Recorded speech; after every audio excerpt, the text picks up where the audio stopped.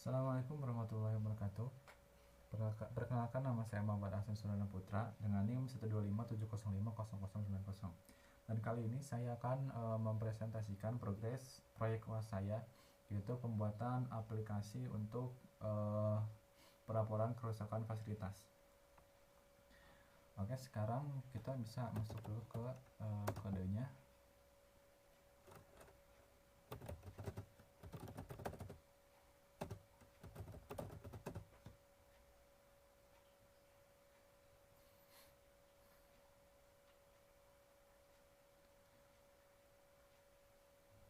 Nah, untuk di kodenya saya memberikan jadi 3 folder. Yang pertama ada backend, frontend, database. Backend yang saya gunakan menggunakan backend Node.js dengan library Express, dan untuk frontend yang saya gunakan adalah Node.js juga dengan library React dan framework Vite. Dan untuk database, saya menggunakan database PostgreSQL. Ini adalah salah satu visualisasi dari database-nya.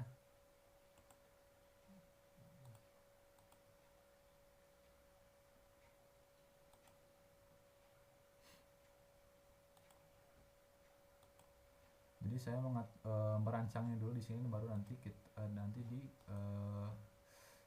dimasukkan ke database.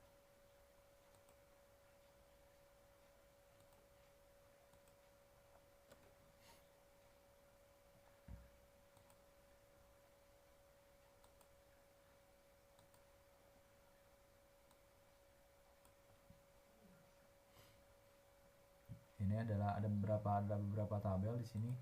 Ada kategori, reports image, ada user, location,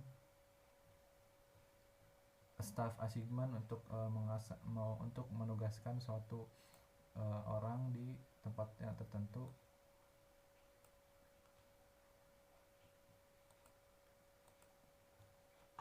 Nah, ini dia DBML-nya atau database skemanya.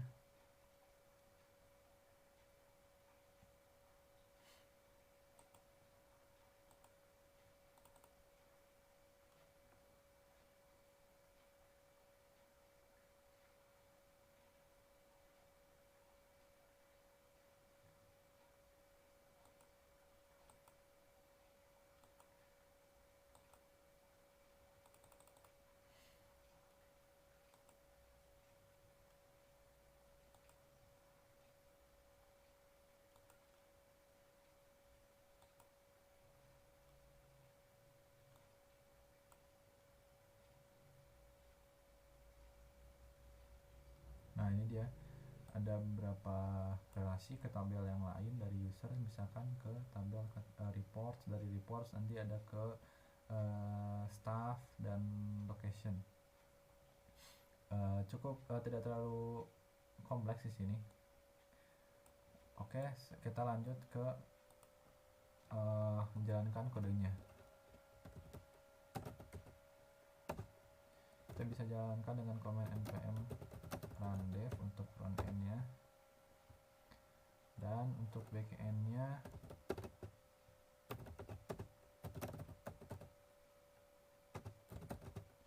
bisa dijalankan dengan npm run dev juga. Pastikan dulu kedua service ini berjalan.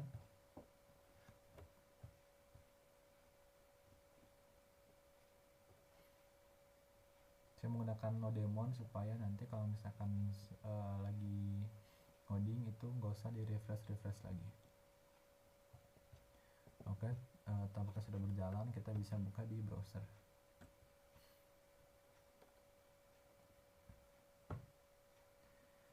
Nah, ini adalah aplikasinya. Ini kalau misalkan di desktop, tapi saya mengutamakan untuk tampilan Android. Sebagaimana kita ketahui juga, untuk utamanya itu membuat tampilan mobile, dan nanti bisa di expand baru ke tampilan desktop. Saya sudah membuat user salah satunya di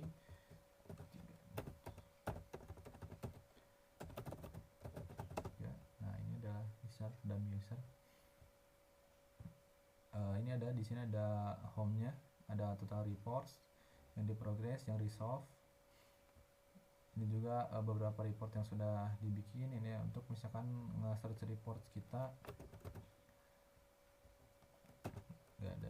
Nah, ini ternyata rusak atau dan misalkan kalau misalkan banyak bisa di search di sini. Nah, untuk history ini ada history beberapa report yang sebelumnya dibuat. Lalu notification-nya masih kosong, saya belum mengimplementasikannya. Dan ada profile juga. Itu kita coba sekarang membuat report. Coba kita buat report, misalkan upload gambar ini. Kategorinya misalkan kita plumbing. Pilih lokasinya satu, misalkan UNSGD. Ini adalah decision tree-nya untuk menentukan siapa yang berhak,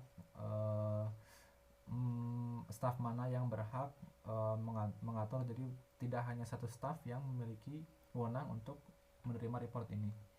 Kita coba Sains dan Teknologi, pilih ke misalkan ke perpustakaan fakultas.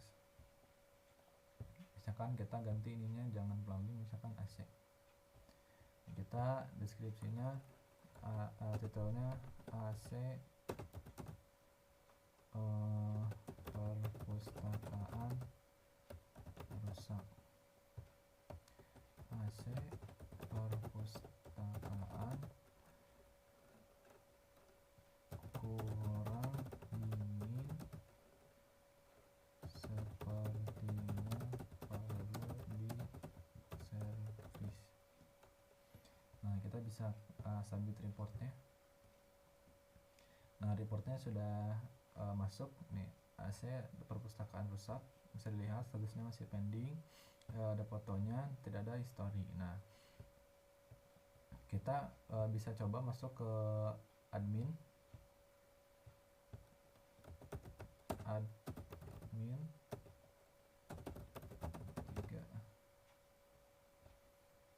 Nah, di sini untuk melihat seluruh reportnya, untuk mengatur user dan untuk mengatur staff. Ini ada beberapa yang masih salah, ini harusnya dua-dua. Ini ada reportnya, report yang sudah dibuat. Ini yang tadi yang perpustakaan rusak. Di sini ada manage untuk memanage staff. Ini salah satu yang baru diimplementasikan sekarang. Manage staff, misalkan ada staff. Di sini tuh ada staff perpustakaan kalau salah. Nah, admin perpus. Nah, jadi di setiap staff ini memiliki tempatnya masing-masing atau satu atau lebih tempat. Misalkan staff ini untuk menghandle seluruh report yang dibuat di area perpustakaan fakultas. Oke, sekarang ada facility. Facility ini untuk mengatur decision tree-nya, siapa dari misalkan dari tadi di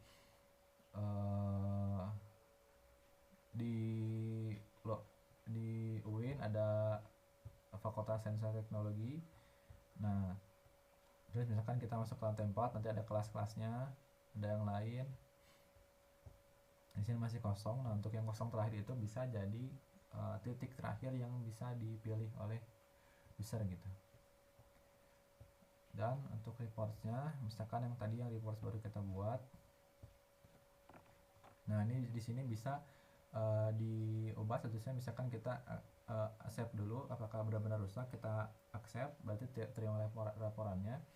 Nah, kita bisa mengubah statusnya jadi misalkan start progressing atau di reject, misalkan dibatalkan progressing. Nah, berarti nanti statusnya in progress, dan juga mark as resolved, berarti statusnya telah selesai. Terus juga ada menu untuk mengelola user. Misalkan usernya tadi yang siapa yang bikin, usernya itu Ahsan. Nah, ini di user ini bisa dibuat nanti sama kita, atau misalkan kalau misalkan user baru itu bisa menggunakan Google OAuth. Kalau misalkan untuk register, kalau misalkan untuk dari NIM saya belum membuatnya untuk dari NIM karena pertama harus membuat default passwordnya, atau misalkan menggunakan password dari yang sudah ada, misalkan dari Salam atau yang lain.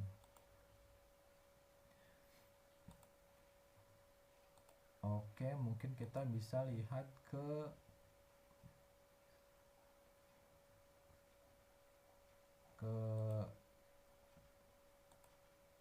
yang admin perpustakaan. Kita coba ganti passwordnya, misalkan admin perpus saintek. Username-nya atau name-nya admin perpus saintek. Kita save change. Oke, boleh kita logout dulu, masuk ke admin perpus saintek, admin perpus saintek.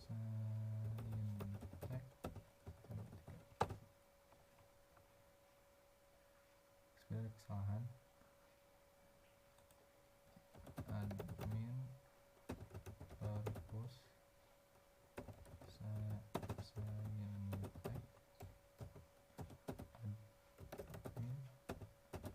perpus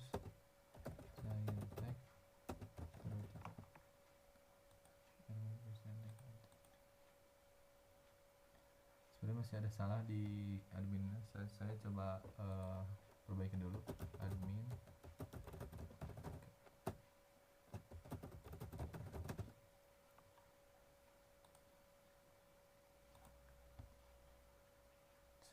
perpus, kita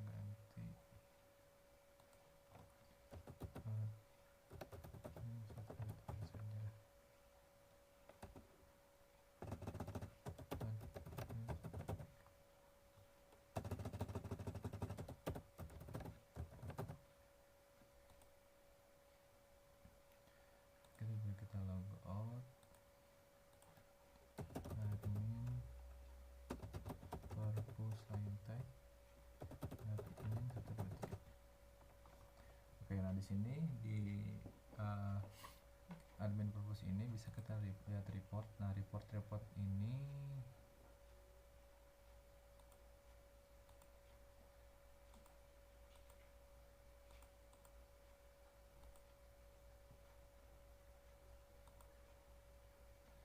report ini adalah report yang harusnya ada di saat kita assign ke perpus saintek. Oke, mungkin untuk progres sampai sekarang mungkin sekitar 75%, karena saya belum mengimplementasikan FCM atau untuk notifikasinya juga belum diimplementasikan, dan juga tadi masih ada beberapa kesalahan dalam